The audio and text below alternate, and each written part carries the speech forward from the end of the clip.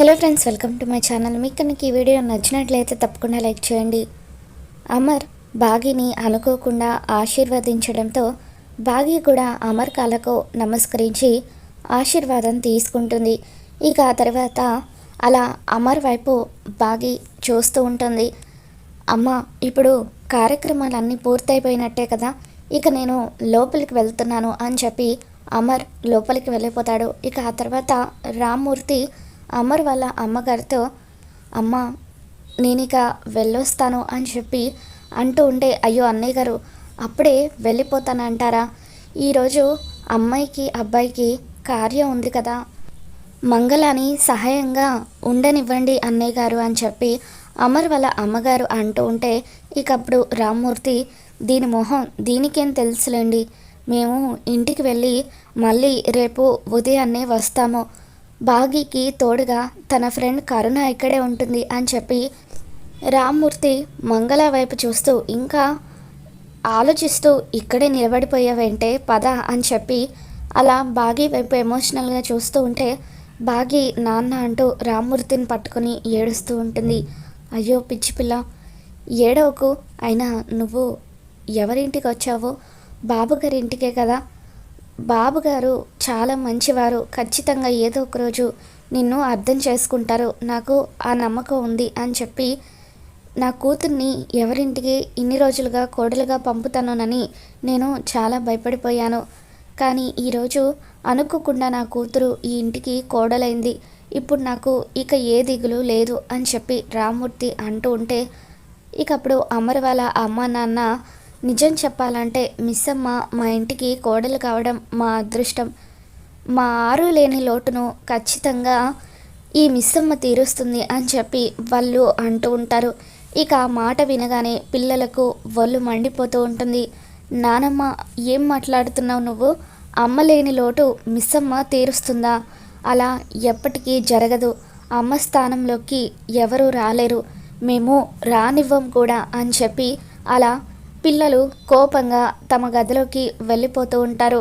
ఇదేంటే ఇప్పటి వరకు మిస్సమ్మ అంటూ మిస్సమ్మ చుట్టూ తిరిగిన పిల్లలు ఇలా హఠాత్తుగా మారిపోయారేంటి అని చెప్పి అంటూ ఉంటే, ఇక అప్పుడు రామ్మూర్తి, పిల్లలు కదండి, అర్థం చేసుకోవడానికి వాళ్ళకు కాస్త సమయం పడుతుంది, ఎవరికైనా అంతే కదా, వాళ్ళ అమ్మ స్థానంలోకి ఇంకెవరో వస్తున్నారంటే వాళ్ళ చిన్న మనసు ఎలా అర్థం చేసుకోగలుగుతుంది? నెమ్మదిగా నా కూతురి మంచితనాన్ని చూసి వాళ్ళే మారుతారు అని చెప్పి, సరే అండి నేను ఇక వెళ్ళొస్తాను అంటూ రామ్మూర్తి నమస్కారం చేసుకుని అక్కడి నుండి వెళ్ళిపోతూ ఉంటాడు. ఇక తర్వాత అమ్మ, మిస్సమ్మ నువ్వు కూడా గదిలోకి వెళ్ళి ఫ్రెష్ అవ్వని చెప్పి అమర్ వాళ్ళ అమ్మ నాన్న ఇద్దరు కూడా చెబుతూ ఉంటే బాగి తన గదిలోకి వెళ్తుంది. ఇక ఆ తర్వాత బాగి డల్గా ఏదో ఆలోచిస్తూ ఉండడంతో ఇక అప్పుడు కరుణ, ఏమైందే, ఇప్పుడు ఎందుకు అలా ఉన్నావని చెప్పి అంటూ ఉంటుంది. ఇంకా ఏం కావాలి, ఇన్ని రోజులుగా నాతో ఎంతో సరదాగా ఉన్న పిల్లలు నన్ను ఇప్పుడు అసహించుకుంటున్నారు, వాళ్ళని చూస్తూ ఉంటేనే నాకు బాధ కలుగుతుంది, వాళ్ళ స్థానంలో నేనున్నా అంతే కదా. మా అమ్మ చనిపోయిన తర్వాత మా నాన్న మా పిన్నిని పెళ్లి చేసుకున్నాడు, అప్పుడు నేను కూడా కొద్ది రోజులు మా నాన్నతో మాట్లాడలేదు, కానీ తర్వాత మా నాన్న నా కోసమే మా పిన్నిని పెళ్లి చేసుకున్నాడని తెలిసిన తర్వాత అప్పుడు నేను మా నాన్నని అర్థం చేసుకోవడం మొదలుపెట్టాను. కానీ ఏ రోజు కూడా మా పిన్నిని అమ్మ అని పిలవాలని నాకు అనిపించలేదు, ఎందుకంటే ఎవరికైనా అమ్మ ఒక్కరే ఉంటారు, అది కూడా కన్న తల్లే అయి ఉంటారు అని చెప్పి ఆ స్థానంలోకి ఎంతమంది వచ్చినా కన్న తల్లి కాలేరు అని చెప్పి బాగి అంటూ ఉంటుంది. ఇక దాంతో కరుణ, నువ్వు పిల్లల గురించి మరీ ఎక్కువగా ఆలోచిస్తున్నావేమోనే అని చెప్పి, సరే ప్రస్తుతానికైతే నువ్వు ఇదిగో ఈ చీర కట్టుకొని రా అని చెప్పి అంటూ ఉంటుంది. ఇక అలా తెల్ల చీరను బాగి చేతిలో పెడుతూ కరుణ కట్టుకొని రమ్మంటూ ఉంటే, ఇక అప్పుడు బాగి, ఏంటి ఇది, ఇప్పుడు ఈ చీర ఎందుకు కట్టుకొని రమ్మంటున్నావు అని చెప్పి అంటూ ఉంటే, మరీ బాగుంది, నువ్వు ఎన్ని సినిమాల్లో చూడలేదు, ఈరోజు నీకు ఆయనకు ఫస్ట్ నైట్ అని చెప్పి కరుణ అంటూ ఉంటుంది. ఏం మాట్లాడుతున్నావే నువ్వు, ఆయనకి నాకు ఫస్ట్ నైట్ ఏంటి, ఇదంతా నా వల్ల కాదు, వద్దొద్దు అని చెప్పి అంటూ ఉంటుంది. ఏంటి వద్దు, ఇవన్నీ మన సాంప్రదాయాలు.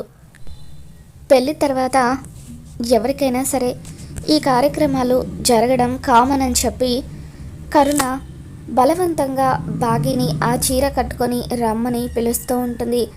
బాగి చీర కట్టుకొని వచ్చిన తర్వాత ఇకప్పుడు అమర్ వాళ్ళ అమ్మ నాన్న ఇద్దరు కూడా బాగిని చూస్తూ, కుందనపు బొమ్మలాగా ఉన్నావమ్మా అని చెప్పి, చాలా అందంగా ఉన్నావు మిస్ అమ్మ అని చెప్పి అంటూ ఉంటే బాగి మొహమాటంగా నవ్వుతూ ఉంటుంది.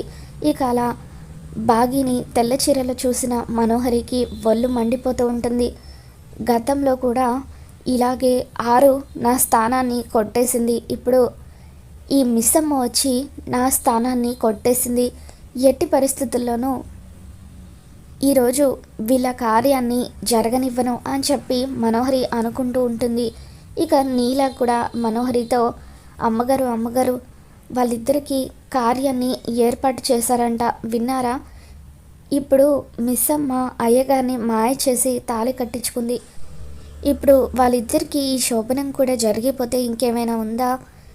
ఇంకా అయ్యగారిని మీరెప్పటికీ సొంతం చేసుకోలేరు అని చెప్పి నీల అంటూ ఉంటే, ఏయ్ చంపేస్తాను నిన్ను ఇంకొకసారి ఆ మాట అన్నావంటే, ఖచ్చితంగా ఈ శోభనం జరగదు, నేను ఆపుతాను అని చెప్పి మనోహరి అంటూ ఉంటుంది. ఈవిడ ఈ శోభనాన్ని ఆపడానికి ఏం ప్లాన్ చేస్తుందో ఏంటో అని చెప్పి నీల మనసులోనే అనుకుంటూ ఉంటుంది.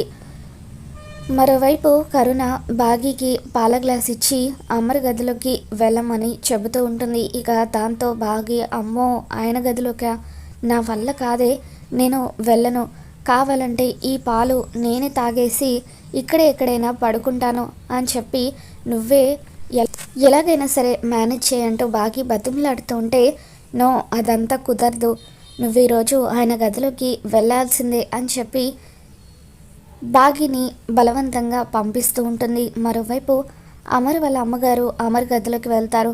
ఇకప్పుడు అమర్ సీరియస్గా, ఏంటమ్మా ఇదంతా, అసలు పెళ్ళే ఇష్టం లేకుండా జరిగిందంటే ఇప్పుడు ఈ కార్యక్రమాలన్నీ ఏంటి అని చెప్పి అమర్ సీరియస్ అవుతూ ఉంటాడు. ఒరే నాన్న, నీకు ఇష్టం ఉన్నా ఇష్టం లేకపోయినా మన సాంప్రదాయాలు మనం పాటించాలి కదా, అందుకేరా ఇవన్నీ. ఎవరు అవునన్నా కాదన్నా ఇప్పుడు మిస్సమ్మ నీ భార్య, మీ ఇద్దరి మధ్య భార్యాభర్తల బంధం ఉంది.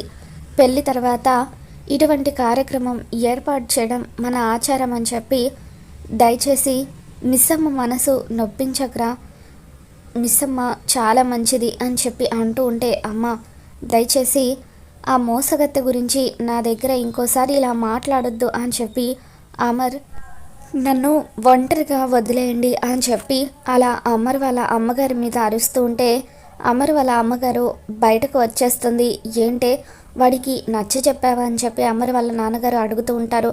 వాడు చాలా కోపంగా ఉన్నాడండి, మనం శోభనం అయితే ఏర్పాటు చేశాం కానీ వాళ్ళిద్దరికీ శోభనం జరుగుతుందన్న నమ్మకం అయితే నాకు లేదని చెప్పి అమర్ వాళ్ళ అమ్మగారు అంటూ ఉంటారు. ఇక ఇంతలో బాగిని కరుణ గదిలోకి తోస్తుంది. బాగి పాల గ్లాస్ పట్టుకొని అమర్ దగ్గరికి వస్తూ ఉంటే ఆరు పాల గ్లాస్ పట్టుకొని సిగ్గుపడుతూ వస్తున్నట్టుగా అమర్కి అనిపిస్తూ ఉంటుంది. ఇక అక్కడ ఉన్నది ఆరు అనుకొని అమర్ బాగిని దగ్గరికి తీసుకొని అలా ముద్దు పెట్టబోతూ ఉంటే వద్దు వద్దు అంటూ అలా భయపడుతూ అమర్ని తోసేస్తూ ఉంటుంది. ఇక అప్పుడు అమర్ సడన్గా బాగిని చూసి షాక్ అవుతాడు. ఛీ నువ్వేంటి నా గదిలోకి వచ్చావని చెప్పి అమర్ అంటూ ఉంటే ఇక అప్పుడు బాగి, నేనేం రాలేదండి, మా ఫ్రెండ్ నన్ను బలవంతంగా తోసింది అని చెప్పి అంటూ ఉంటుంది. నువ్వు బలవంతంగా నాతో తాళైతే కట్టించుకున్నావేమో కానీ నా మనసులోకి నువ్వు ఎప్పటికీ రాలేవు అని చెప్పి అమర్ అంటూ ఉంటాడు. మరోవైపు నీల మనోహరితో, అమ్మగారు ఎలాగైనా సరే ఈ శోభనాన్ని ఆపుతానన్నారు కదా, ఇంతకీ ఏం చేశారు ఏంటి అని చెప్పి అడుగుతూ ఉంటే పాలల్లో మత్తు మందు కలిపాను, ఆ పాలు తాగిన తర్వాత ఇద్దరు ఫుల్లుగా నిద్రపోతారు, ఇక వాళ్ళ మధ్య శోభనం జరగదు అని చెప్పి మనోహరి అంటూ ఉంటుంది. బాగి అమర్ గదిలో నుండి బయటకు రావడానికి ట్రై చేస్తూ ఉంటుంది. ఇక అప్పుడు బయట గడిపెట్టి ఉండడంతో ఏమీ చేయలేక వచ్చి అమర్ బెడ్ కింద బెడ్షీట్ వేసుకొని కింద పడుకుంటూ ఉంటుంది. అలా బాగి కింద పడుకొని ఉన్నప్పుడు సడన్గా నిద్రలో నుండి మెలకు వచ్చి చూసేసరికి ఎదురుగా బొద్దింక ఉంటుంది. ఇక బొద్దింకను చూడగానే బాగి గట్టిగా కేకలు వేస్తూ వెళ్ళి అమర్ బెడ్ మీద పడుకొని అమర్ని హగ్ చేసుకుంటుంది. ఇక దాంతో అమర్ తన పక్కన పడుకొని ఉన్న బాగిని చూసి ఆరు అని అనుకుంటాడు. ఇక అలా వాళ్ళిద్దరూ ఆ రోజు రాత్రి ఒకటవుతారు. మొత్తానికి అలా మనోహరి ప్లాన్ అయితే బెడ్స్ కొట్టి అమర్ బాగీలు ఇద్దరూ కూడా ఒకటవడంతో మనోహరి షాక్లో ఉండిపోతుంది.